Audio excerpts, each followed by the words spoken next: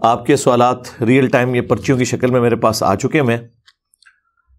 انہیں ہم بعد میں ڈسکس کرتے ہیں. پہلے ایک کرنٹ ایشو کے طور پہ کافی عرصے سے لوگ مجھے کہہ رہے تھے، میں اسے اوائڈ کر رہا تھا، لیکن میں چاہ رہا ہوں چلیں اس کو بھی ہم ٹاپک کو ڈسکس کر لیتے ہیں. پچھلے دنوں آپ کو پتہ ہے کہ دعوت اسلامی کے جو امیر ہیں مولانا الیاس قادری صاحب، انہوں نے ایک سلسلہ شروع کیا جس میں جو ان کی ذات کے حوالے سے اور ان کی جماعت کے حوالے سے لوگوں کی ریزرویشنز ہیں وہ ان کے جوابات آ کے خود دے رہے ہیں اپنی زندگی میں. یہ بڑی اچھی بات ہے. ہمارے تو وہ ایکس مرشد بھی ہیں، کیونکہ آپ کو پتہ ہے میرا آلموسٹ 10-11 سال کا پیریڈ زندگی کا گولڈن پیریڈ سمجھ لیں، اسکول لائف سے لے کے انجینئرنگ یونیورسٹی سے فارغ ہونے تک، 1991 سے لے کے آلموسٹ 2000 تک، بلکہ 2001 تک آلموسٹ وہ دعوت اسلامی میں گزرا ہے. تو الیاس قادری صاحب کو یعنی پرسنلی میں بڑا قریب سے جانتا ہوں. 1999 میں کراچی بھی حاضری ہوئی تھی ان کے پاس، نماز بھی ان کے پیچھے متعدد نمازیں بھی پڑھیں، ان کے گھر بھی گئے، بلکہ اکٹھے بیٹھ کے کھانا بھی کھایا. کچھ چیزیں میں نے اس وقت بھی آبزرو کی تھیں، لیکن ظاہر ہے کہ اس وقت تو انسان عقیدت اور پلس علم اس کشمکش کے درمیان ہی چل رہا ہوتا ہے. پھر آہستہ آہستہ معاملات کھلتے گئے. وہ ایک الگ سے ایک میری سٹوری ہے، وہ چھوڑ دیں اس کو. فی الوقت ہم اسے ڈسکس کرتے ہیں. اس وقت تازہ تازہ انہوں نے 2001 کے اندر عالمی مجلس شورا انہوں نے بنائی تھی اپنی دعوت اسلامی کی، اور اس میں حاجی مشتاق قادری صاحب جو بہت بڑے نعت خواں تھے، ان کو پہلا انہوں نے اس کا سربراہ بھی مقرر کیا تھا. لیکن وہ اس وقت کسی عارضے میں مبتلا ہو کے ینگ ایج میں ہی ان کی ڈیتھ ہو گئی. اللہ تعالیٰ ان کی مغفرت کرے، انہیں نیک کاموں کا اجر دے، برائیوں سے درگزر فرمائے. اور پھر اس کے بعد جو ہے وہ یہ حاجی عمران اتاری صاحب جو آج کل ہیں مجلس شورا کے امیر، یہ اسی وقت بن گئے تھے. اس دوران جو سب سے ان کی ایک کریٹیکل پرسنالٹی تھی نا، وہ حاجی ابراہیم قادری صاحب تھے. ان کے ساتھ بھی کافی کلوز ریلیشن شپ میرا رہا، کیونکہ وہ دعوت اسلامی کے 3 صوبوں کے نگران تھے. پنجاب کے میجر کام ادھر ہی تھا پنجاب میں، دوسرا کشمیر، اور تیسرا کے پی. اس وقت صوبہ سرحد اسے کہتے تھے، اب خیبر پختونخوا اسے کہتے ہیں. یہ کے پی کے لفظ غلط ہے، کے پی ہے. یہ جو بعد میں آپ کے بولتے ہیں وہ غلط ہے، کیونکہ وہ ایک ہی لفظ ہے. پختونخوا جو ہے وہ اکٹھا بولا جاتا ہے، تو اس لیے یہ لفظ ہے کے پی. تو یہ 3 صوبے جو ہے نا اکٹھے تھے. اور 1997 کے اندر بہت بڑا ایک اجتماع بھی ہوا تھا پشاور کے اندر دعوت اسلامی کا. ایک پبلک اسٹرینتھ انہوں نے اس وقت شو کی تھی. وہ بھی ساری حاجی ابراہیم قادری صاحب کی کوششیں تھیں. سٹیل مل میں وہ ملازم تھے اور بڑے ڈیڈیکیٹڈ، یعنی الیاس قادری صاحب کے شروع کے ساتھیوں میں سے تھے. اور اس وقت تو الیاس قادری صاحب فرمایا کرتے تھے کہ اگر مجھے اچانک کچھ ہو جائے، کیونکہ 1995 میں ایک مرڈر اٹیمپٹ ہوئی تھی جس میں بال بچے تھے، ان کے ساتھی 2-3 شہید بھی ہو گئے تھے اس میں لاہور کے اندر. چونکہ یہ پچھلی سیٹ پہ بیٹھے ہوئے تھے، وہ حملہ آور جو تھے، انہیں بس اللہ تعالیٰ نے جب کسی کی زندگی رکھی بھی ہو تو انہیں دھوکہ لگ گیا، بہرحال یہ بچ گئے.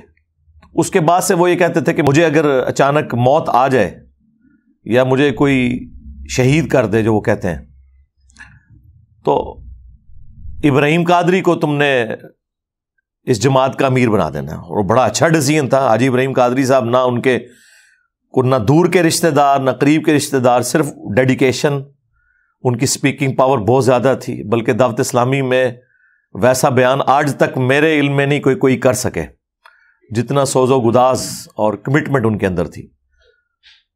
خیر، وہ آپ کو پتہ ہے جہاں پہ بڑے لیول کے لوگ انوالو ہوں وہاں پہ جیلسی فیکٹر بھی اسی اعتبار سے بڑا آ جاتا ہے. اور ظاہر ہے یہ وہ ساری چیزیں ہیں جن کے بارے میں میرے پاس فرسٹ ہینڈ نالج ہے، کیونکہ میں انوالو رہا ہوں ان ساری چیزوں میں.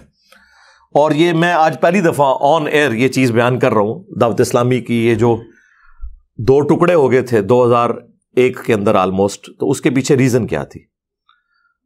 تو اس میں حاجی ابراہیم قادری صاحب جب یہ مجلس شورا بنی اور اس طریقے سے عمارت کا بھی سلسلہ باقی چیزیں شروع ہوئی، تو اس میں ان کی ریزرویشن تھی. انہوں نے 20 صفحات کا ایک خط الیاس قادری صاحب کو دیا کہ یہ میری کوئی آپ کے بارے میں بھی ریزرویشن ہے، تو یہ میرے اور آپ کے درمیان ایک راز ہے، اسے پبلکلی آپ نے لیک نہیں کرنا.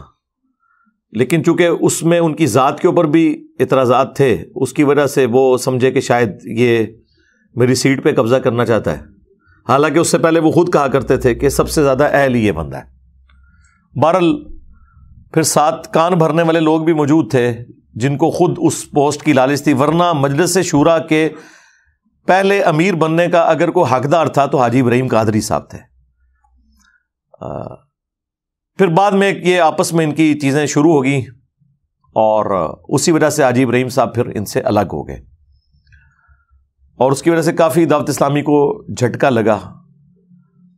اس دوران الیاس قادری صاحب کی جو فون کالز آتی تھی حاجی ابراہیم صاحب کے پاس، تو چونکہ ہم بھی ان کے کافی کلوز تھے، ہم تو سمجھتے تھے کہ ان کا موقف ٹھیک ہے، ہم پڑھے لکھے لوگ تھے، تو وہ فون کالز بھی یعنی ہم سنا کرتے تھے، تو ہمیں اسی وقت اندازہ ہو گیا تھا کہ یہ انٹرنل پالیٹکس کس طرح کی چل رہی ہے. بہرحال الٹیمیٹ اس کا نتیجہ یہ نکلا کہ حاجی ابراہیم قادری صاحب نے اپنی علیحدہ سے ایک جماعت بنا لی تبلیغ اسلامی کے نام سے. کچھ عرصہ ہم بھی اسے لے کے چلتے رہے. پھر اس دوران ہی میں چونکہ جاب پہ چلا گیا اسلام آباد، تو پھر اتنا انٹریکشن نہیں رہا، وہاں بھی کچھ عرصہ کام کیا، اور پھر میری آفس کی مصروفیات ہی اتنی زیادہ تھیں، صبح نکلتے تھے اور رات تاریخ بدلنے کے بعد ہی گھر واپس آتے تھے شروع کے کئی سال. تو آپ کو پتہ ہے ڈیفنس آرگنائزیشنز میں کام میں پھر نہ کوئی دن دیکھتا ہے نہ رات. وہ تو پھر اللہ کا کرنا ہوا. 2007 کے بعد میری لائف سٹوری شروع ہوتی ہے، سیکنڈ فیز، جو میں آلریڈی ریکارڈ کروا چکا ہوں. میں سنی شیعہ سے مسلم کیسے ہوا. اس کا مطلب یہ نہیں کہ میں سنی شیعہ کو کوئی کافر سمجھتا ہوں، مراد یہ کہ صرف مسلمان میں کیسے ہوا ان فرقوں سے نکل کے. وہ آپ میری لائف سٹوری دیکھ لیں. بہرحال آج بھی میں سمجھتا ہوں میری زندگی پہ جن لوگوں کے سب سے زیادہ اثرات ہیں نا، ٹاپ آف دا لسٹ جو 5 پرسنالٹیز ہیں، ان میں بھی پہلے نمبر پہ مولانا الیاس قادری صاحب ہیں. کیونکہ بڑی ینگ ایج میں ان کے ساتھ اٹیچمنٹ ہو گئی تھی جماعت کے ساتھ، اس کی وجہ سے ایک دین کی سوچ مل گئی، گناہوں سے بچنے کی سوچ مل گئی، اور یہ بڑا پازیٹیو فیکٹر ہے دعوت اسلامی کا. بہرحال اس وقت تو یہ سلسلہ تھا، انہوں نے مجلس شورا بنائی، عالمی مجلس شورا، امیر خود ہی تھے، لیکن اس شورا کے نگران الگ سے انہوں نے ایک اپوائنٹ کیے. لیکن ظاہر ہے کہ جب اتنا ڈومیننٹ بندہ ہو جس نے جماعت خود بنائی ہوئی ہو، تو شورا کس لیول تک اس سے اختلاف کر سکتی ہے. آپ پولیٹیکل جماعتوں میں بھی دیکھ لیں، آج تک پیپلز پارٹی بھٹو خاندان سے باہر نہیں نکل سکی. مسلم لیگ جب سے نواز شریف صاحب کے حوالے ہوئی ہے، تو اب آپ دیکھ لیں، اب پچھلے دنوں انہوں نے اپنی بیٹی کو ایک بڑی پوسٹ کے اوپر نامزد کر دیا، حالانکہ اس سے زیادہ کنٹریبیوشن ہے اور زیادہ ٹیلنٹڈ لوگ موجود ہیں مسلم لیگ کے اندر، لیکن ان کو اوپر نہیں وہ لے کے آئے. احسن اقبال صاحب ہوں یا خاقان عباسی صاحب ہوں، خواجہ آصف صاحب ہوں، یہ سارے لوگ.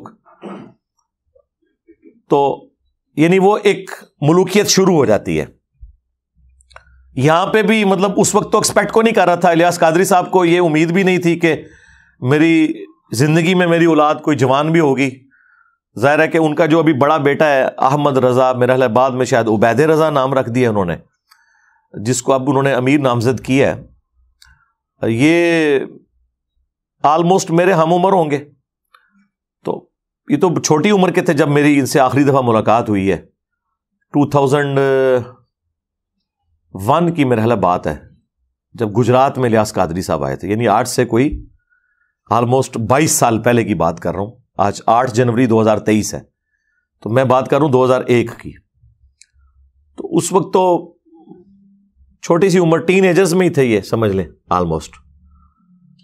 اور جو اس سے چھوٹا بیٹا ہے وہ کافی شارپ ہے، لیکن وہ چونکہ دعوت اسلامی والوں میں جو شورا کے لوگ تھے انہیں اندازہ ہو گیا کہ یہ تو بچہ بڑا تیز ہے. بلال قادری جس کی وجہ سے الیاس قادری صاحب اپنے ساتھ لکھتے ہیں ابو البلال. وہ نعت خوان بھی بہت اچھا ہے. جو لوگ دعوت اسلامی کے اجتماعات اٹینڈ کرتے رہے نا تو انہیں یاد ہوگا کہ 1995 میں پہلا اجتماع تھا جو ملتان میں ہوا. اس سے پہلے کراچی میں اجتماع ہوا کرتا تھا کورنگی 2.5 نمبر میں. تو 1995 میں ملتان شفٹ ہو گیا یہ, تاکہ پنجاب کے لوگوں کے لیے بھی آسانی ہو جائے, اور ملتان سینٹر بنتا ہے آلموسٹ پورے ملک کا, آپ ساؤتھ اور نارتھ کے اعتبار سے دیکھیں. تو اس وقت اویس قادری صاحب بھی دعوت اسلامی میں تھے, تو یہ نعت پڑھا کرتے تھے, تو پیچھے ایک چھوٹے سے بچے کی بھی آواز آتی تھی نعت پڑھنے کی, کئی ایک پرانی کیسٹس کے اندر موجود ہے. وہ بلال قادری اس وقت چھوٹا ہی تھا ظاہر ہے. تو بعد میں خیر وہ بلال قادری صاحب چونکہ بڑے شارپ تھے, پھر ان سے کچھ ایشوز بھی مس ہینڈل ہوئے. آپ کو پتہ ہے جب سلمان تاثیر کو اسیسینیٹ کیا گیا تو وہ جو ممتاز قادری صاحب تھے ان کی جب قبر بنی اور وہاں سے ایک آمدن کا سلسلہ شروع ہو گیا. آپ کو پتہ ہے جہاں بھی کوئی اس طرح ہوتا ہے تو مزار بنتا ہے. تو اس پورے سینیریو میں الیاس قادری صاحب اس سسٹم کا حصہ نہیں بنے. میں الیاس قادری صاحب کو پرسنلی جانتا ہوں, اور الیاس قادری صاحب کی شخصیت جو ہے یہ پاکستانی قوم کے لیے فی الوقت نعمت ہے, کیونکہ یہ ہارڈ لائنر نہیں ہے, یعنی یہ پیسو ریزسٹنس کے قائل ہیں. کبھی انہوں نے آپ دیکھیں کوئی پبلک پروٹیسٹ نہیں کیا, کبھی کسی احتجاج کے اندر کسی پولیٹیکل ایشو کے اندر انوالو نہیں ہوئے. اسی وجہ سے ہماری ایجنسیز نے انہیں کئی سالوں سے جو ہے نا وہ امن کی نمبر 1 جماعت ڈکلیئر کر رہے ہیں پاکستان میں دعوت اسلامی کو. اور جینوئنلی الیاس قادری صاحب پہ جب خود بھی مرڈر اٹیمپٹ ہوئی تھی اس کے بعد بھی انہوں نے کبھی کوئی احتجاج اس طرح نہیں کیا, کسی بھی ایشو میں انوالو نہیں ہوتے. جتنی بھی تحریکیں چلتی ہیں سیاست کے نام پہ یا مذہب کے نام پہ وہ کسی میں حصہ نہیں لیتے, یہ ان کی ایک نیچر ہے. وہ ممتاز قادری صاحب جو ہیں وہ ان کے مرید تھے, تو پھر ظاہر ہے ان سے بھی سوال ہوا. انہوں نے کہا کہ میں تو اس چیز کو صحیح نہیں سمجھتا کہ کوئی قانون خود ہاتھ میں لے اس حوالے سے. تو ظاہر ہے یہ تو نہیں صحیح سمجھتے اس کو. پچھلے دنوں آپ کو پتا ہے ادے پور میں بھی ایک سانحہ ہوا انڈیا کے اندر, اس کے اوپر تو باقاعدہ پھر ان کی ویڈیو آ گئی کہ میری پوری زندگی گواہ ہے, میں نے کبھی ایسے معاملہ نہیں کیا. حالانکہ اس ویڈیو آنے سے پہلے میں ویڈیو ریکارڈ کروا چکا تھا کہ الیاس قادری صاحب اس طرح کے نہیں ہیں, مجھے پتا ہے. میں تو اس بات کی تعلیم دیتا آیا ہوں کہ اگر خدا نہ خواستہ مجھ پر بھی کوئی ظلم و زیادتی ہو تب بھی میرے مریدین اور دعوت اسلامی والے ہرگز تشدد و مزاحمت اور قانون کی خلاف ورزی کا راستہ اختیار نہ کریں. میرے انتقال کے بعد بھی موجودہ سیاست اور سیاسی سرگرمیوں, ہڑتالوں, احتجاجی ریلیوں اور دھرنوں وغیرہ سے دور رہیں اور پرامن رہ کر لوگوں کو نیکی کی دعوت دیتے رہیں. ادے پور ہند میں ہونے والے قتل کے واقعے میں بھی کیونکہ دعوت اسلامی کا نام لیا گیا ہے اس لیے وضاحت کرتا چلوں کہ یہ بھی چند افراد کا ذاتی فعل اور ان کا پرسنل میٹر ہے جس کا دعوت اسلامی سے, مجھ سے اور میری ترغیب و تربیت سے کوئی تعلق نہیں. اور اس وجہ سے ہی دعوت اسلامی کے علاوہ جو باقی بریلوی مکتب کی جماعتیں ہیں جو تھوڑی ہارڈ لائنر ہیں, جس طرح TLP ہے تحریک لبیک, یہ لوگ بڑے ناراض ہیں الیاس قادری صاحب سے انٹرنلی کہ بھئی یہ تو کوئی ہمارے ساتھ کسی تحریک میں شامل نہیں ہوتے. ایون ممتاز قادری کے جنازے میں شامل نہیں ہوئے, ایک بہت بڑی ایک ایکٹیویٹی تھی. بہرحال اس کی ریمیڈی کرنے کے لیے حاجی بلال قادری جو چھوٹے بیٹے ہیں ان کے, اب تو خیر چھوٹے تو نہیں, وہ شادی شدہ ہیں وہ بھی, وہ جناب ننگے پاؤں ممتاز قادری صاحب کی قبر تک گئے. اور وہ خبر جب باہر نکلی ایجنسیز نے پھر اپروچ کیا دعوت اسلامی والوں کو کہ بھائی پاکستان کی سب سے بڑی عدلیہ ایک بندے کو پھانسی دے رہی ہے اور آپ اسے ہیرو بنا کے پیش کر رہے ہیں, دوسری طرف آپ امن کے دائیں ہیں, آپ کا کیا لینا دینا ہے. اب جو الیاس قادری صاحب کی جماعت میں ایسے لوگ تھے جو چاہتے تھے کہ بلال قادری جو بڑا شارپ ہے یہ اوپر نہ آئے, تو انہوں نے اس موقع کو غنیمت جانا, انہوں نے الیاس قادری صاحب کو ڈرانا شروع کر دیا کہ دعوت اسلامی پہ پابندی لگ جائے گی, آپ اس سے اعلان برات کر دیں. وہ اعلان برات کیا کیا, وہ اس کو انہوں نے جماعت سے ہی نکال دیا, اپنے سگے بیٹے کو. آپ اندازہ کریں. اچھا یہ میرے پاس ساری اندر کی رپورٹیں, ہمیں تو پتہ ہے آپ کو سارے اندر کے لوگ خبر دیتے ہیں, کچھ ہمیں خود بھی پتا ہوتی ہیں, پھر ہم کافی ذہین بھی ہیں, چیزوں کو سمجھ لیتے ہیں اور چیزیں جڑ جاتی ہیں ساری چینز. تو ان کو انہوں نے کھڈے لائن لگا دیا. بس وہ عید کے عید کبھی کو ملاقات ہو جاتی ہے. باقی دعوت اسلامی سے اب بلال قادری کا کوئی لینا دینا نہیں رہ گیا. یہ عبید رضا یا احمد رضا, یہ بیچارہ بالکل ہی سدھ ہے. ہاں, اس کے اندر یعنی شرافت تو بہت زیادہ ہے, لیکن وہ جو چلاکی ہوشیاری جو تھی الیاس قادری صاحب کی, اس کے امین جو ہے وہ بلال قادری صاحب ہیں, اور جو ان کی بالکل شرافت ہے اس کے امین یہ ہیں. یا تو یہ دونوں کٹھے رہتے, بل ان کو انہوں نے پتہ صاف کر دیا. بس اسی وقت پھر ان لوگوں نے موقع غنیمت جانا کہ اب یہ الیاس قادری صاحب ڈیفینسو موڈ میں گئے ہیں, ورنہ تو بڑی وہ پیر بھی ہیں ان کے, بڑا ان کو وہ عزت کی نگاہ سے دیکھتے ہیں, کوئی سوچ نہیں سکتا ان سے کوئی اختلاف رائے کر سکے. انہوں نے کہا لگ دے آتنا, ایک دو کام ایجنسیوں نے کہا کہ ہم خود ان سے کروا لیں. اب ظاہر ہے کہ وہ ڈائریکٹ تو سامنے نہیں آتے, ان کا طریقہ واردات ہے, وہ تو ہمیں پتہ ہے, ہمارے ساتھ بھی انہوں نے ہاتھ کرنے کی کوشش کی ہے, لیکن ہم ان کے قابو نہیں آئے. تو یعنی میں اشارتاً بات کر دیتا ہوں, ایک جرنیل جو کہ اب ریٹائرمنٹ لے چکا ہے وقت سے پہلے, آپ کو پتہ ہے, اس نے ایکس پرائم منسٹر کے ساتھ بھی گیم کی, ایکس آرمی چیف کے ساتھ بھی گیم کی, اس نے میرے ساتھ بھی گیم ڈالنے کی کوشش کی. لیکن آپ کو پتہ ہے کہ بنو امیہ کی چالیں جہاں ختم ہوتی ہیں وہاں سے ہماری عقل سٹارٹ ہوتی ہے. میں ہر معاملات کو دیکھتا ہوں, اس کے بعد ظاہر ہے میں نے اپنے اصولوں پہ کمپرومائز نہیں کرنا ہوتا, اس لیے میں ہتھے نہیں چڑھتا ہوں. جو بندے کمپرومائز کرتے ہیں نا وہ پھر ہتھے چڑھ جاتے ہیں. خیر ان لوگوں نے ان کو اس طرح پٹو ڈالا کہ آپ کو پتہ ہے کہ عرب ملکوں میں دعوت اسلامی پہ پابندی ہے, کیونکہ وہ ہارڈ لائنر ہے بریلویوں کے اعتبار سے. سعودی عرب کے اندر یہ گرین پگڑی کے اوپر کو کسی کو دیکھ لیں تو وہ پکڑ کے وہاں پہ شرطیں جو ہیں بٹھا لیتے ہیں. ظاہر ہے وہ پاکستانی اہل حدیث ہیں وہابی, تو وہ تو ان سے نفرت کرتے ہیں. اب یہ بڑا اچھا موقع تھا, بیچ میں بندے انوالو ہوئے. یعنی یہ باتیں میں آپ کو جو بتا رہا ہوں, جو اندر کے لوگ ہیں جن میں پاکستان لیول کے بریلویوں کے علماء اور مفتی بھی شامل ہیں, انہوں نے مجھے خود یہ باتیں بتائی ہیں, اور پھر کچھ قرائن بھی بتا رہے تھے کہ الیاس قادری صاحب کی منتیں لوگ مار بیٹھے کہ بھئی آپ پگڑی کے رنگ کو فکس کیوں کر رہے ہیں, نبی علیہ السلام سے تو مختلف کلرز کی پگڑیاں پہننا ثابت ہیں. اور آپ کو پتہ ہے جب انہوں نے پگڑی چینج کی, سب سے پہلے میں نے مبارکباد دی تھی کہ چلیں اچھا ہوا. اس سے پہلے تو ہم لوگوں کہتے تھے سفید پگڑی یا کالی باندھ ہو, تو وہ تو اسے سفید پگڑی کو دیوبندیوں کی نشانی اور کالی پگڑی کو شیعہ کی نشانی سمجھتے تھے, حالانکہ اس میں تو بخاری مسلم میں احادیث ہیں. میں نے الگ سے اس پہ کئی ویڈیوز ریکارڈ کروا چکا ہوں. بہرحال وہ موقع غنیمت جانتے ہوئے انہوں نے جناب کام یہ ڈالا کہ پھر انٹرنیشنل ایجنسیز انوالو ہو گئی. انہوں نے کہا کہ اچھا پاکستان میں بڑی انفلوئنشل جماعت ہے یہ, اور بریلوی مکتب سب سے بڑا مکتب ہے پاکستان کا, اور نان وائلنٹ بھی ہے, تو ہم نے وابیوں پہ اتنا پیسہ لگایا, اس کے باوجود یہاں ہمیں کوئی آؤٹ پٹ نہیں ملی.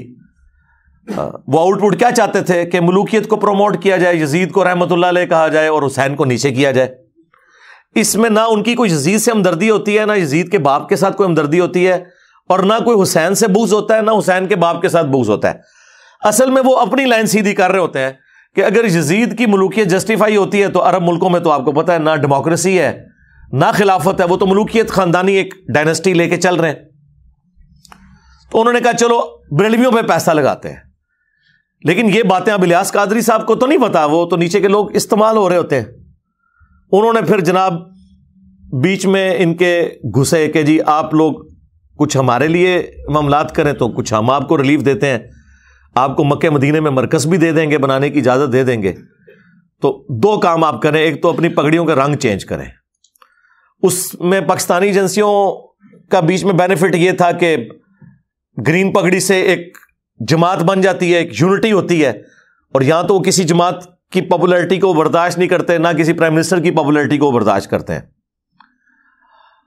تو وہ کوئی نہ کوئی معاملہ چلا دیتے ہیں اس کے خلاف. بہرحال انہوں نے کہا کہ ٹھیک ہے جی آپ پگڑیوں کے رنگ چینج کریں, رنگ چینج ہوں گے تو یونٹی خود ہی ٹوٹ جائے گی. ایک نہیں, اب وہ رنگ کیا چینج ہوئے ہیں, وہ ایسے عجیب و غریب رنگ پہن رہے ہیں, بندہ کہتا ہے یار یہ کون سے رنگ پہن لیے انہوں نے.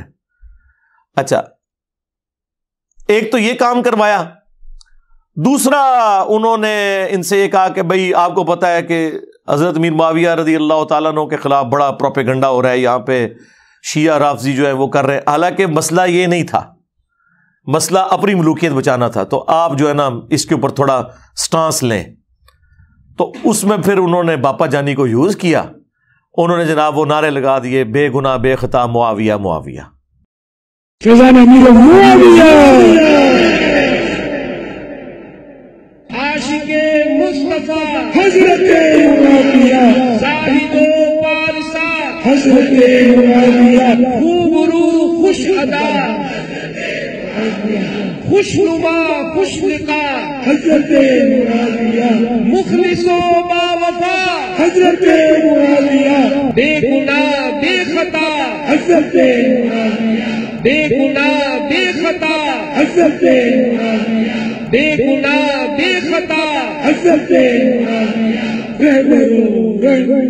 حضرت اتوار کو بڑی رات ہے 22ویں شب اتوار کو جلوس بیعت معاویہ نکلے گا اور انشاءاللہ مدنی مذاکرہ ہوگا اور لنگر معاویہ بھی کھائیں گے انشاءاللہ.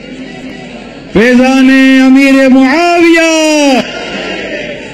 ٹھیک ہے, اندازہ کریں عمار ابن یاسر جنہیں اتنے ظالمانہ طریقے سے جنگ صفین میں قتل کیا گیا, ان کے لیے کسی بریلوی نے نعرہ نہیں لگایا بے گناہ بے خطا عمار ابن یاسر, اور ان کے قاتلین کو بڑھا چڑھا کے پیش کیا.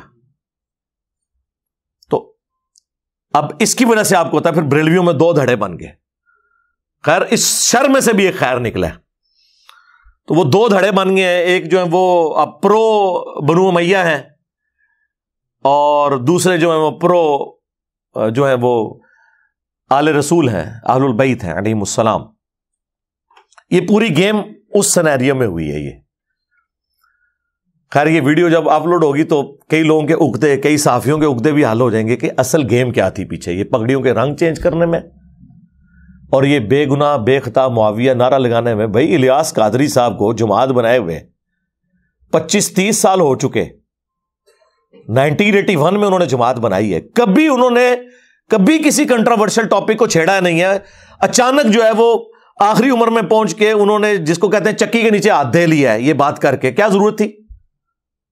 لیکن پھر وہ گھبرا گئے. ظاہر ہے پھر آپ کو پتا ہے ریونج جب آیا, ان کی کئی مسجدوں میں درس بند ہو گئے, پنڈی مری کے پی سائڈ پہ. تو آپ کو پتا ہے وہ مفتی حنیف قریشی صاحب اور ان کے جو وہ شیخ ہیں حسین الدین شاہ صاحب, ان کا کافی انفلوئنس ہے. اس کی وجہ سے ان کے اوپر کافی پریشر آیا. پھر مفتی منیر صاحب نے بھی ان کو سمجھانے کی کوشش کی. الٹیمیٹلی انہوں نے اپنا بیان واپس لے لیا, یہ کہہ کے کہ میں آئندہ یہ نعرہ نہیں لگاؤں گا. یہ نہیں کہا کہ انہوں نے غلط نعرہ لگایا, اور ان کا میرا مطلب تھا کہ ان کی خطا اجتہادی ہے, اور چونکہ اس پہ اجر ملے گا اس کانٹیکسٹ میں نے کہا تھا. بھئی یہ تو نہیں تھا, آپ نے کہا تھا بے گناہ بے خطا معاویہ معاویہ. ٹھیک ہے, اور ظلم یہ ہے کہ جن پر ظلم ہو رہا ہے ان کا آپ نام ہی نہیں لے رہے, اور آپ یہ کہہ رہے ہیں کہ جی رجب کی تاریخ وہ جو 22 رجب جو شیعہ نے کنڈوں والی بنائی ہوئی ہے, انہوں نے امام جعفر کے کنڈے یہ بھی کرتے ہیں, اور شیعہ نے امام جعفر کے ساتھ ایک اور عقیدہ وابستہ کیا ہوا ہے, کنڈوں والا نہیں کوئی اور دیوبند اور اہل حدیث میں یہ ہوا کہ یزید میر معاویہ کا یوم وفات ہے, اس وجہ سے یہ لوگ مناتے ہیں. ہر ایک نے اپنی کہانی, اس پہ میری الگ سے ویڈیو ہے, سب بھی کہانی ہے. اس دن انہوں نے اناؤنسمنٹ کیجیے ہم اتنی مسجدیں جو ہے نا امیر شام کے نام پہ بنائیں گے. تو اس کی وجہ سے بریلویوں میں پھر ایک چیز وہ آنا شروع ہوئی کہ یار یہ کس طرف لے کے جا رہے ہیں. یعنی سنیت تو اس چیز کا نام ہی نہیں تھا. سنیت تو اس چیز کا نام ہے کہ امیر شام کو آپ نے لعنت نہیں کرنی, ان کی صحابیت کا انکار نہیں کرنا, انہیں منافق نہیں کہنا. باقی حضرت علی کے مقابلے پہ تو کبھی بھی کسی سنی نے انہیں صحیح نہیں سمجھا, خطا پہ مانا ہے. پھر اس وقت مفتی اشرف صاحب جو پاکستان میں سب سے بڑے آپ سمجھ لیں بریلویوں کے مفتی گجرات مراڑیاں کے اندر, وہ اس وقت حیات تھے. میں ان سے ملا بھی ہوں 2001 میں, اس وقت ان کا اہل سنت ماہنامہ نکلتا تھا, تو وہ ہم بھی یہاں منگوایا کرتے تھے. مفتی احمد یار خان نعیمی صاحب جنہوں نے جال حق لکھی ہے, وہ ان کے سب سے لائق ترین اسٹوڈنٹس میں سے تھے. تو وہ اس وقت بھی سامنے ہے, انہوں نے کہا یہ تو بالکل ناسبیت والا نعرہ ہے, بے گناہ بے خطا معاویہ معاویہ, یہ تو ناسبیت ہے اس کے اندر. بلکہ انہوں نے تو وہ جرت والی بات کی جو بہت عرصے بعد میں نے بھی کی, ان کو سن کے نہیں, میرے تو کیفیت تاری ہوئی تھی تو میں نے بول دیا. انہوں نے تو اس وقت یہ کہا کہ میرا تو یہ عقیدہ ہے, میں اپنے اسٹوڈنٹس کو یہ کہتا ہوں کہ اگر بالفرض میں حضرت علی رضی اللہ تعالیٰ عنہ کے زمانے میں ہوتا تو میں حضرت علی کے ساتھ مل کے حضرت امیر معاویہ رضی اللہ تعالیٰ عنہ کے خلاف جنگ کرتا جنگ صفین میں. جو میرے دل کی بات ہے وہ یہ ہے کہ واللہ اگر کبھی اس زمانے کے اندر ہم موجود ہو یا میں محمد اشرف قادری موجود ہوتا تو میں تلوار اٹھا کے مولا علی رضی اللہ تعالیٰ عنہ کے ساتھ ہوتا اور مولا علی رضی اللہ تعالیٰ عنہ کی طرف سے حضرت امیر معاویہ کے لشکر کے ساتھ میں لڑتا بھی، کیونکہ یہ ہمارے عقیدے کا تقاضا. ناصبیوں کا نظریہ کیا ہے کہ جی دونوں مجتہد تھے، ہاں جی اب ہمیں یہ فیصلہ کرنے کا حق نہیں پہنچتا کہ ہم کہیں کہ کس کا اجتہاد صحیح تھا اور کس کا اجتہاد غلط. بے قصور و بے خطا حضرت معاویہ، یہ نعرہ موہم ناصبیت ہے، اس سے ناصبیت کی بو آتی. تو یہ ان کا اچھا یہ سلوگن ان کا اتنا پرانا ہے لیکن کوئی دنیا میں ہلچل نہیں مچی، لیکن جب میں نے بولا ہے نا پھر ہلچل مچی ہے. تو اب آپ کو پتا چل گیا کہ کس کے بولنے سے فرق پڑتا ہے. لوگ کہتے ہیں جی وہ ڈاکٹر اسرار صاحب اتنا کچھ کیا کرتے تھے، انہیں تو کسی نے کچھ نہیں کہا. آپ کو کیوں کہتے ہیں؟ بھائی ڈاکٹر اسرار صاحب کی وجہ سے ہلچل نہیں مچتی تھی نا. ہم تو جو بات کرتے ہیں ہلچل مچ جاتی ہے، ظاہر ہے کہ آڈینس ہے، لوگ سنتے ہیں اور لوگوں کو پتا ہے کہ بھئی اس کی روٹی روزی دین کے ساتھ نہیں جڑی ہوئی. 1 روپیہ یہ چندہ لینے کا کسی کا روادار نہیں ہے، کوئی اس کا مدرسہ نہیں، کوئی فرقہ نہیں، کوئی جماعت نہیں. یہ سارے فرقوں کے پیچھے نمازیں پڑھتا ہے، چندے انہیں دیتا ہے، یہ اس سسٹم کا بینیفیشری نہیں ہے. تو یہ بات جب کر رہا ہے تو صحیح بات ہوگی، تو اس کا اثر ہوتا ہے. وہ تو پھر جب وہ انہوں نے یہ بات کی تو پھر الیاس قادری صاحب بیک فٹ پہ گئے اور انہوں نے اپنے وہ معاملات جو ہے نا وہ سیدھے کر لیے. بہرحال بخاری اور مسلم میں بالکل واضح حدیث موجود ہے، حدیث متواتر ہے. اس حدیث کے دفاع پہ محدثین نے کتابیں لکھی ہیں. چند احادیث ہیں جو متواتر ہیں، جو کثرت سے صحابہ سے روایت ہیں. یہ ایٹ لیسٹ 2 درجن صحابہ سے یہ حدیث روایت ہے بخاری اور مسلم کی کہ غزوہ خندق کا موقع تھا یا مسجد نبوی کی تعمیر کا موقع تھا، اور اس کے لیے خندق کھودی جا رہی تھی، کیونکہ مسجد کی تعمیر کے لیے پہلے بیسمنٹ نکالنے کے لیے آپ کو خندق بھی نکالنی پڑتی ہے نا. تو باقی اصحاب جو ہیں وہ 1 پتھر اٹھا کے لا رہے تھے. حضرت عمار بن یاسر نے 2 پتھر اٹھائے ہوئے تھے اور 50+ ایج تھی. اور یہ پتھر آپ اپنے والے نہ سمجھیں، وہ بڑے والے پہاڑی پتھر. تو نبی علیہ السلام کو بڑا پیار آیا، آپ نے اپنے مبارک ہاتھوں سے ان کے سر اور داڑھی کے جو بال تھے ان پہ بٹی گرد صاف کی اور کہا وَيْحَ عَمَّارَ، افسوس اے عمار، تقتلہ الفئۃ الباغیہ یدعوہم الی اللہ یدعوہم الی الجنہ، دونوں الفاظ ہیں، ویدعونہ الی النار. افسوس اے عمار، تجھے ایک باغی جماعت قتل کرے گی، تو انہیں اللہ اور جنت کی طرف بلا رہا ہوگا اور وہ جماعت جہنم کی طرف بلا رہی ہوگی. تو یہ نبی علیہ السلام کی غیبی خبر، پروفیسی، آلموسٹ 30 سال کے بعد آپ کی وفات کے پوری ہوئی. جنگ صفین میں حضرت علی رضی اللہ تعالیٰ عنہ کی طرف سے لڑتے ہوئے 93 ایئرز کی ایج میں عمار بن یاسر شہید ہو گئے، اور وہ چیز اسٹیبلش ہو گئی. وہ مسند احمد میں اوپر تلے کئی احادیث ہیں کہ ایک صلح حدیبیہ کے صحابی تھے ابو الغادیہ رضی اللہ تعالیٰ عنہ، ہم تو ظاہر احترام سے ہی نام لیں گے، انہوں نے حضرت عمار کو شہید کر دیا. اور اس کے بعد وہ روتے تھے کہ مجھ سے اتنا بڑا یہ کام ہو گیا، اور اس حدیث کو بھی یاد کرتے تھے کہ عمار کا قاتل اور مال لوٹنے والا جہنم کی آگ میں ہے. بلکہ حضرت معاویہ کو آ کے عمرو بن عاص نے جب بتایا کہ وہ تو عمار شہید ہو گئے، تو انہوں نے پھر آگے سے کہا کہ تم اپنے ہی پیشاب میں پھسل رہے ہو، یعنی لوگوں کو یہ بات بتاؤ گے تو تم اپنی پیشاب میں پھسل رہے ہو، اپنی کمزوری لوگوں کو ہائی لائٹ کر رہے ہو. ہم نے اسے قتل کیا ہے، اسے تو علی اور اس کے ساتھیوں نے قتل کیا کہ اپنے ساتھ لے کے کیوں آئے تھے اور لا کے ہمارے نیزوں کے آگے پھینک دیا، تو مرنا ہی تھا اس نے، یہ تو علی نے مارا ہے. استغفر اللہ. اتنی باطل تعویل کے اوپر مولا علی علیہ السلام تک جب خبر پہنچی تو انہوں نے فرمایا کہ اس کا مطلب ہے کہ پھر نعوذ باللہ حضرت حمزہ کے قاتل رسول اللہ تھے کہ نہ عہد میں لے کے آتے اور نہ حمزہ قتل ہوتا. یہ پھکی دی مولا علی نے، مولا علی بھی پھکیاں دیندے سن. فليتقدم بين الصفين محتسبا.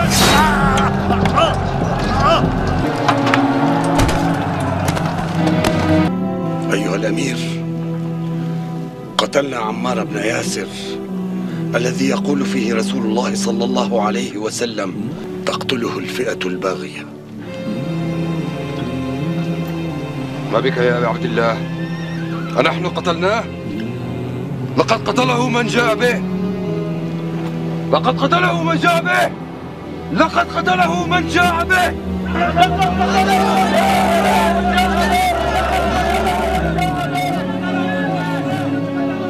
إن صح تأويل معاوية كان رسول الله صلى الله عليه وسلم هو قاتل حمزة لأنه أخرجه معه لقتال المشركين يوم أحد.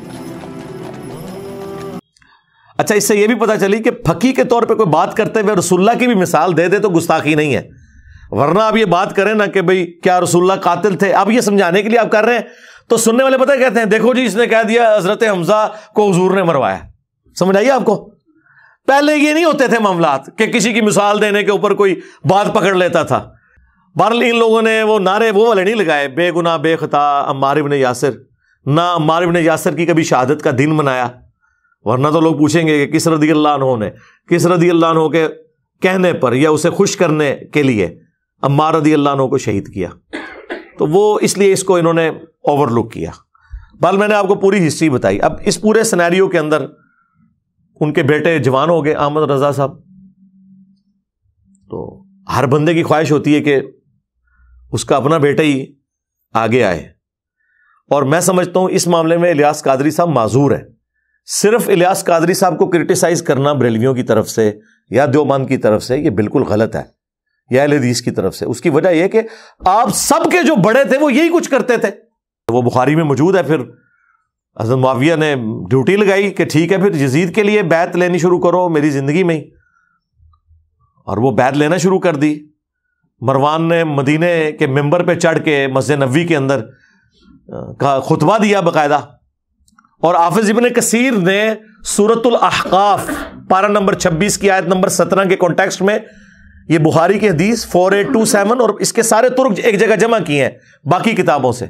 امام بخاری نے تو مختصر وہ روایت نقل کی، بس اتنے الفاظ نقل کیے کہ مروان نے کہا کہ اللہ تعالیٰ نے امیر المومنین کو یہ بات سجائی ہے امت کے وسیع تر مفاد میں، وہی میرے عزیز ہم وطنوں، وہی شاید شروع تو ہی چل رہی ہے میرے عزیز ہم وطنوں. تو وہ چاہتے ہیں کہ اپنے بعد اپنے بیٹے کو نامزد کر دیں، جیسا کہ حضرت ابو بکر نے بھی تو عمر کو نامزد کیا تھا. اندازہ کرو بھی عمر کو بیٹا تھا حضرت ابو بکر کا، اور دوسرا وہ صحابہ کا مشورہ تھا، اور وہ وہاں تو حضرت ابو بکر کے اپنے بیٹے عبد الرحمن بن ابی بکر موجود تھے، ان کو نہیں منایا. تو عبد الرحمن بن ابی بکر کھڑے ہو گئے، انہوں نے کہا سیدھا کیا تیرا امیر المومنین کیسر و کسرا کے طریقے پہ چل رہا ہے، ابو بکر و عمر کے طریقے پہ نہیں. اب اتنی موٹی بات کون سن سکتا ہے؟ انہوں نے کہا پھڑو انہوں نیب دے والے کرو، ہاں نہ معلوم ڈالے اسے اٹھا لے. تو وہ اس وقت پھر حضرت عائشہ کے حجرے میں چلے گئے جو ایڈجسٹنٹ تھا مسجد نبوی کے ساتھ. اب ظاہر حضرت عائشہ کا تو ایک احترام تھا، وہاں تو کوئی نہیں تھا داخل ہو سکتا. تو مروان نے باہر سے ہی کہا کہ اے ابو بکر کے بیٹے تیرے بارے میں تو قرآن کی آیت نازل ہوئی ہوئی ہے کہ یہ اپنے ماں باپ کو کہتا ہے کہ جو تم کہتے ہو مجھے مرنے کے بعد دوبارہ زندہ کیا جائے گا یہ اگلے لوگوں کی کہانی ہے. ابو بکر کے بیٹے یہ تو تھا جو اپنے ماں باپ کے ساتھ لڑا کرتا تھا، تو تھا اس وقت وہ کافر، نعوذ باللہ. یعنی وہ کسی کے بارے میں آئے تھی پکڑ کے عبد الرحمن بن ابی بکر پہ، اور عبد الرحمن بن ابی بکر وہ حضرت عائشہ کے بھائی ہیں جس میں ماں بھی کامن ہے باپ بھی کامن ہے. باقی جتنے آپ کے جو بھائی ہیں محمد بن ابی بکر اس میں والدہ ڈیفرنٹ ہیں، یہاں پہ ماں بھی وہی ہیں. یہ سگے بھائی جو ہمارے سب کانٹیننٹ میں سگا، ویسے اسلام میں تو باپ ایک ہو تو سگا ہی ہوتا ہے.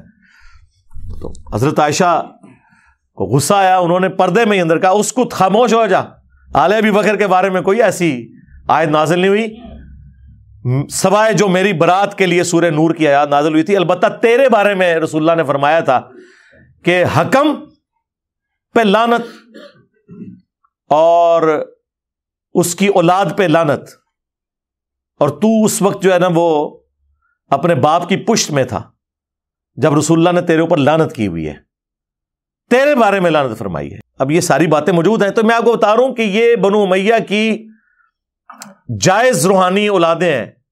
یہ تصوف کا سسٹم یہ اپنے بیٹوں کو بناتے ہیں، پولیٹیکل جماعتیں اپنے ان کو سکسیسر بناتے ہیں، یہ سارے اسی طریقے سے سکسیسر بناتے ہیں. تبلیغی جماعت 1926 میں بنی ہے نا، الیاس کاندھلوی صاحب کی جماعت. تو ذرا دیوبندیوں سے پوچھیں جو تم اعتراض کر رہے ہو، تم بتاؤ کہ تمہارے جو بڑے نے جو جماعت بنائی تھی جب وہ مرا تھا تو تبلیغی جماعت کا دوسرا امیر کون بنا تھا؟ باہر سے تھا، یوسف کاندھلی ان کا اپنا بیٹا بنا. اور پھر اس کے بارے میں اتنا غلوف کیا کہ جی لوگوں نے کشف کے ذریعے دیکھا. یہ آج تک تبلیغی جماعت کی جماعتوں میں کارگزاریاں سنائی جاتی ہیں کہ جی اگر اس امت میں کوئی نبی ہوتا نا تو مولانا یوسف کاندھلوی صاحب ہوتے. ہاں، ان سے اللہ نے نبیوں والا کام لیا ہے. ٹھیک ہے. اس کے بعد بھی آج تک کبھی ان کی خاندان سے باہر نہیں گئی عمارت تبلیغی جماعت کی. 1995 میں ان کے آخری امیر فوت ہوئے مولانا انعام الحسن صاحب، وہ بھی اسی خاندان کے حصے تھے. یہ شیخ زکریا کاندھلوی، یوسف کاندھلوی اور الیاس کاندھلوی، یہ سب کے سب ایک خاندان سے تھے. اور دیکھیں جیسے ہی وہ فوت ہوئے نا اس کے بعد تبلیغی جماعت کو کوئی امیر نہیں ملا، پھر شورا بن گئی ان کی. کیونکہ وہ پھر اب سعد کاندھلوی صاحب نے آپ کو پتا جماعت دادا کر لی 2015 کے اندر. کیوں؟ وہ ان کی اولاد میں سے انہوں نے کہا کہ میں امیر بنوں گا، کیونکہ شورا کے جو بڑے امیر جب ان میں سے فوت ہو گئے تو انہوں نے کہا میرا رائٹ ہے کہ میں بنوں. اس کی وجہ سے پھر جماعت لادا ہو گئی. اب انڈیا جہاں سے تبلیغی جماعت شروع ہوئی تھی، نظام دین دہلی، اس کا جو مرکز ہے وہاں پہ سعد کاندھلوی صاحب ہے. انڈیا میں ان کی جماعت ہے. پاکستان اور بنگلہ دیش میں رائے ونڈ کا زور ہے. مختلف مراکز انہوں نے اب بانٹ لیے ہوئے آپس میں، اور ڈنڈوں کے ساتھ، مکوں کے ساتھ، ٹھڈوں کے ساتھ لڑائیاں ہوتی ہیں. جس طرح بریلوی بسترے اٹھا کے تبلیغی جماعت کے باہر پھینکتے تھے، ایک تبلیغی جماعت دوسری تبلیغی جماعت کے اب بسترے اٹھا کے باہر پھینکتی ہے. بہرحال ایک کام سعد کاندھلوی نے اچھا کیا، انہوں نے فضائل اعمال پہ پابندی لگا دی ہے. حالانکہ ان کے اپنے بڑے نے لکھی ہوئی تھی. انہوں نے کہا یار یہ تو کہانی ہے، تو اس کی بجائے انہوں نے کہا آپ منتخب نصاب جو احادیث کا اس کا درس شروع کیا جائے. میرے خیال میں تو اس سے آگے جانا چاہیے، قرآن کا درس ہونا چاہیے. وَأُوحِيَ إِلَيَّ هَذَا الْقُرْآنُ لِأُنذِرَكُمْ بِهِ وَمَنْ بَلَغَ. اے نبی تم فرماؤ قرآن مجھے اس لیے وحی کیا گیا تاکہ اس کے ذریعے میں تمہیں تبلیغ کروں، جس تک یہ کتاب پہنچ جائے قرآن کے ذریعے تبلیغ کرنی. بہرحال وہ 100 سال پورے نہیں ہوئے، جماعت میں 2 ٹکڑے ہو گئے. یعنی 2026 میں 100 سال پورے ہونے تھے، اس سے 10 سال پہلے ہی آلموسٹ 2015 کے اندر ہی تبلیغی جماعت کے 2 ٹکڑے ہو گئے. تو وہاں پہ بھی جماعت چل رہی ہے. تو ہر جگہ جماعت والا سلسلہ ہی ہے. پاکستان میں جتنی بڑی گدی ہیں، کیا پیر میرزا صاحب کی گدی کے اوپر باہر کا بندہ کوئی آگے بیٹھا ہوا ہے؟ اپنی اولاد بیٹھی، بابو جی بیٹھے، لالا جی بیٹھے، پھر چھوٹے لالا جی، پیر نصیر الدین صاحب، ابھی وہ مولانا جامی صاحب وہ نصیر الدین صاحب کے بیٹے ہیں. جس مرضی گدی پہ آپ چلے جائیں. میں اب بتاؤں گدیوں پہ انہوں نے اب نارمل لوگ بٹھائے ہوئے ہیں. ایسی بھی پاکستان میں گدیاں ہیں پاگل، صرف اس لیے کہ وہ اولاد سے ہیں. اکثر کو تو میں کہتا ہوں آپ نماز سنیں نا، نماز بھی نہیں آتی. ترجمے کی بات نہیں کر رہا، ترجمے تو اکثر کے بڑوں کو بھی نہیں آتے، خالی نماز بھی نہیں آتی عربی میں، وہ آپ کو صحیح نہیں سنا سکتے بیٹھے ہوئے. الیاس قادری صاحب نے اگر اپنے بیٹے کو بنا دیا تو وہ تو انہوں نے ان سے پوچھا گیا کہ یہ بتائیں، انہوں نے کہا اس سے زیادہ کوئی اہل ہے تو مجھے بتائیں. اب وہ جواب یہ دے رہے ہیں اس ماڈرن دور میں جب ڈیموکریٹک ویلیوز ہیں، لوگ قرآن و سنت سمجھ گئے ہیں، اور وہ جانتے ہیں کہ نبی الاسلام نے اگر رسول اللہ نے یہ کام کرنا ہوتا تو حضرت علی کو نہ بنا کے جاتے اپنی جگہ. رسول اللہ نے تو نہیں یہ کیا، امت پہ چھوڑا ہے، امت نے حضرت بکر کو چن لیا. میں آپ کو بتاؤں سارے پیر خانے یہی کام کرتے ہیں، ساری جماعتیں یہی کرتی ہیں. صرف الیاس قادری صاحب کو سنگل آؤٹ نہیں کرنا چاہیے. اور پھر انہوں نے کہا جی بتاؤ اس سے زیادہ اہل کون ہے؟ آپ مجھے بتائیں ان کا کون سا مرید ہے جو کہ میں اس سے زیادہ اہل ہوں. پھر انہوں نے کہا اس سے بڑھ کر یہ عالم دین ہے. اور الیاس قادری صاحب خود 8 پاس تھے ہیں، اللہ تعالیٰ انہیں زندگی دے صحت والی، مرنے سے پہلے ہدایت بھی نصیب فرمائے. تو وہ خود بتاتے ہیں میں 8 پاس ہوں، پیر ہیں ان کے ساروں کے، علماء کے بھی پیر ہیں، 8 بھی گجراتی زبان میں. اور وہ کہتے ہیں بھائی اس کے لیے کوئی ضرورت تو نہیں ہے عالم دین ہونے کی. وہ کہتے ہیں بارِ شریعت میں لکھا ہوا ہے، وہ بالکل میں ان کے ساتھ ہوں اس مسئلے میں. وہ کہتے ہیں جو بندہ اپنے ضرورت کا دین کتابوں سے پڑھ کے مسائل اخذ کر لے وہ پیر بھی بنے گا، وہ لیڈر بھی بنے گا. اور یہ میں آپ کو بتاؤں ان پرنسپل یہی لکھا ہوا ہے.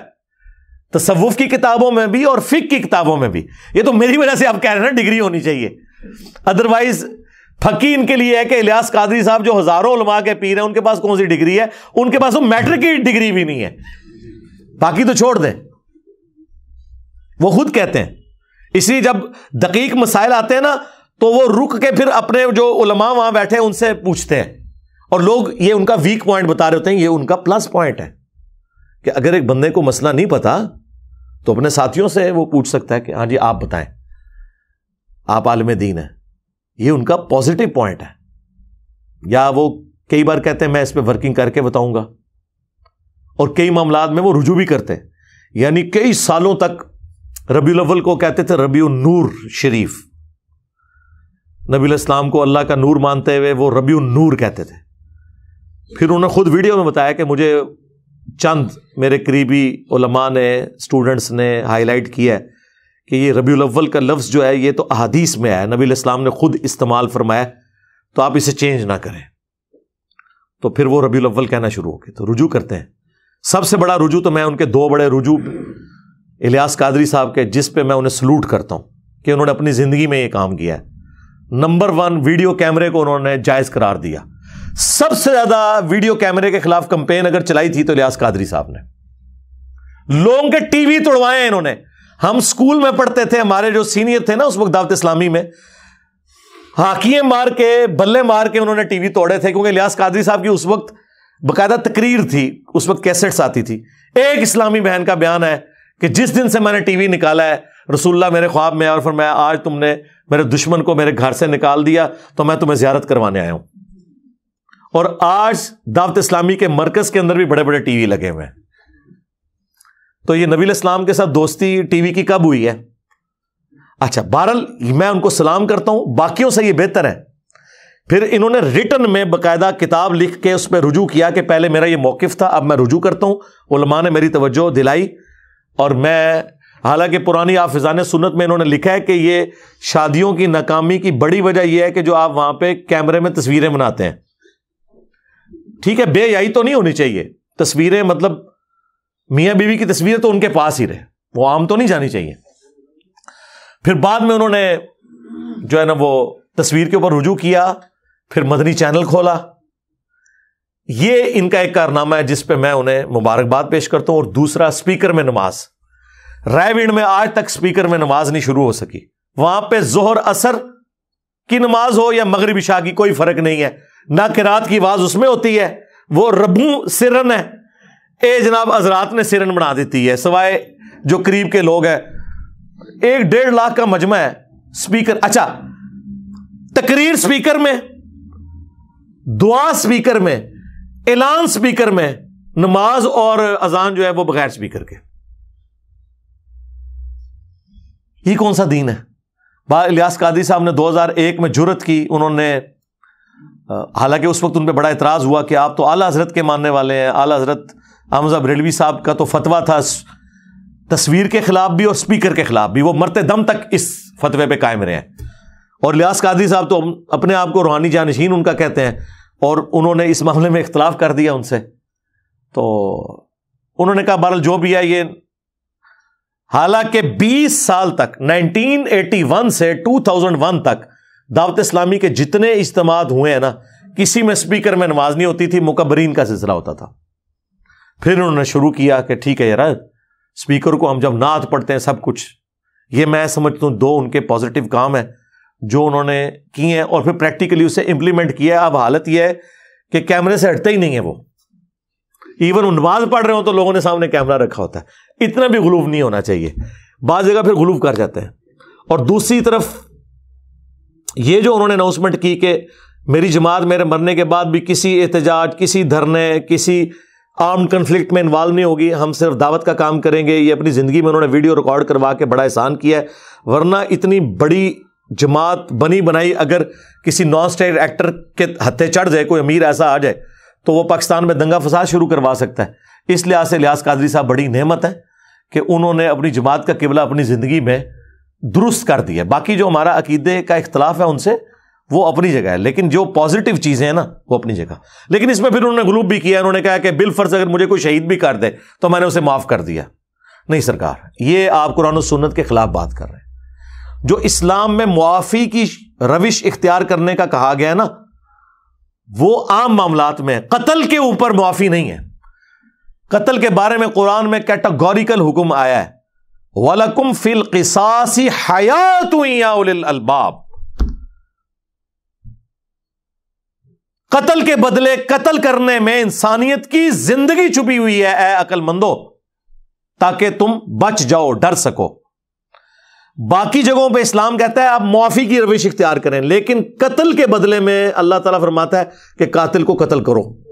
ویسے سورہ نساء میں ایز اے لاسٹ ریزارٹ اجازت دی گئی ہے کہ آپ دیت لے سکتے ہو، معاف بھی کر سکتے ہو، وہ ایز اے لاسٹ ریزارٹ ہے، کہیں کوئی بہت کرٹیکل سچویشن ایسی بن گئی ہے۔ ادروائز میں سمجھتا ہوں اگر کسی بڑے شخص کو اس طرح اسیسینیٹ کیا جائے خدا نہ خواستہ، اس کے قاتل کو بالکل معافی نہیں ہونی چاہیے، ورنہ تو دنیا کا امن ختم ہو جائے گا۔ تو یہ بالکل ان کا موقف، میں اس کے ساتھ ایگری نہیں کرتا۔ قرآن کا مزاج ہی ڈیفرنٹ ہے۔ سورہ المائدہ کی آیت نمبر 32 میں آیا ہے کہ جس نے ایک جان کو بھی ناحق قتل کیا، پوری انسانیت کو قتل کر دیا، اور جس نے ایک جان کو بچا لیا، پوری انسانیت کو بچا لیا۔ تو اس کانٹیکسٹ میں اپنے قاتل کو معاف نہیں کرنا چاہیے، بالکل نہیں۔